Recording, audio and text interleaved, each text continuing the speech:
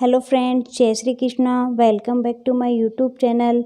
तो आज हम सुनते हैं मकर संक्रांति पर सुनी जाने वाली राम लक्ष्मण की कहानी, जो कि इस प्रकार है। ये कहानी माता सीता कहती थी और श्री राम इसे सुना करते थे। एक दिन श्री राम भगवान को किसी काम के लिए बाहर जाना पड़ गया, तो सीता माता कहने लगी कि भगवान, मेरा तो 12 वर्ष का नित्य नियम है। अब आप बाहर जाएंगे तो मैं अपनी कहानी किसे सुनाऊंगी। श्री राम ने कहा कि तुम कुएं की पाल पर जाकर बैठ जाना और वहाँ जो औरतें पानी भरने आएगी उन्हें अपनी कहानी सुना देना। सीता माता कुएं की पाल पर जाकर बैठ जाती है। एक स्त्री आई, उसने रेशम की जरी की साड़ी पहन रखी थी और सोने का घड़ा ले रखा था। सीता माता उसे देख कहती है कि बहन, मेरा 12 वर्ष का नियम है, तो तुम मेरी कहानी सुन लो। पर वह स्त्री बोली कि मैं तुम्हारा नियम सुनूंगी तो मुझे घर जाने में देर हो जाएगी और मेरी सास मुझसे लड़ेगी। उसने कहानी नहीं सुनी और चली गई। उसकी रेशम की जरी की साड़ी फट गई और सोने का घड़ा मिट्टी के घड़े में बदल गया। सास ने देखा तो पूछा कि ये किसका दोष अपने सिर लेकर आ गई है। बहू ने कहा कि कुएं पर एक औरत बैठी थी, उसने कहानी सुनने के लिए कहा, लेकिन मैंने सुनी नहीं, जिसका यह फल मिला। बहू की बात सुनकर अगले दिन वही साड़ी और घड़ा लेकर सास कुएं की पाल पर गई। सास को वही माता सीता बेटी मिली, तो माता सीता ने कहा कि बहन, मेरी कहानी सुन लीजिए। सास बोली कि एक बार छोड़, मैं तो 4 बार कहानी सुन लूँगी। राम आए, लक्ष्मण आए, देश के पुजारी आए, नित्य नियम का नेम लाए, आओ राम बैठो राम, तपी रसोई जियो राम, माखन मिश्री खाओ राम, दूध बतासा पियो राम, सूत के पल को मोटो राम, साल दुसाला पोटो राम, साल दुसाला ओडो राम, जब बोलूँ जब ही राम, राम संवारे सबके काम, खाली घर भंडार कर भरेंगे, सबका बेड़ा पार करेंगे।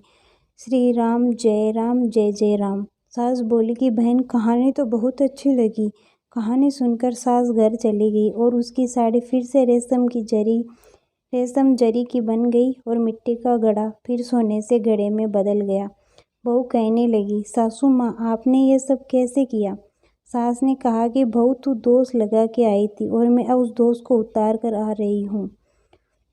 बहू ने फिर पूछा कि वह कुएं वाली स्त्री कौन है? सास बोली कि वे सीता माता थी। वे पुराने से नया कर देती है, खाली घर में भंडार भर देती है, वही लक्ष्मी जी का वास घर में कर देती है, आदमी की जो भी इच्छा हो उसे पूरा कर देती है।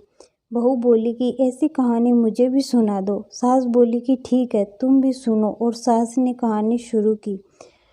राम आए, लक्ष्मण आए, देश के पुजारी आए, नित्य नेम का नेम लाए, आओ राम बैठो राम, तपी रसोई जियो राम, माखन मिश्री खाओ राम, दूध बतासा पियो राम, सूत के पल को मोटो राम, साल दुसाला पोटो राम, साल दुसाला ओडो राम, जब बोलूँ जब ही राम, राम संवारे सबके काम, खाली घर भंडार भरेंगे, सबका बेड़ा पार करेंगे। श्री राम जय जय राम।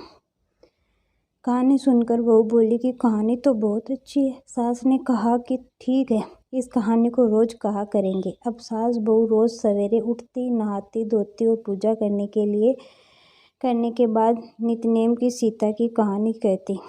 एक दिन उनके यहाँ एक पड़ोस की औरत आई और वह बोली कि बहन, जरा सी आँच देना। वह बोली कि आँच तो अभी हमने जलाई नहीं। पड़ोसन ने कहा कि तुम सुबह 4 बजे से उठकर क्या कर रही हो? फिर उन्होंने कहा, सुबह उठकर हम पूजा करते हैं, फिर सीता माता की नित्य नेम की कहानी कहते हैं। पड़ोसन ने उनकी बात सुनकर फिर कहा, सीता माता की कहानी कहने से तुम्हें क्या मिला? वे बोली कि इनकी कहानी कहने से घर में भंडार बढ़ जाते हैं, सारे काम सिद्ध हो जाते हैं, मन की इच्छा भी पूरी होती है। पड़ोसन कहती है कि हे बहन, ऐसी कहानी तो मुझे भी सुना दो। फिर वह बोली कि ठीक है, तुम भी ये कहानी सुन लो।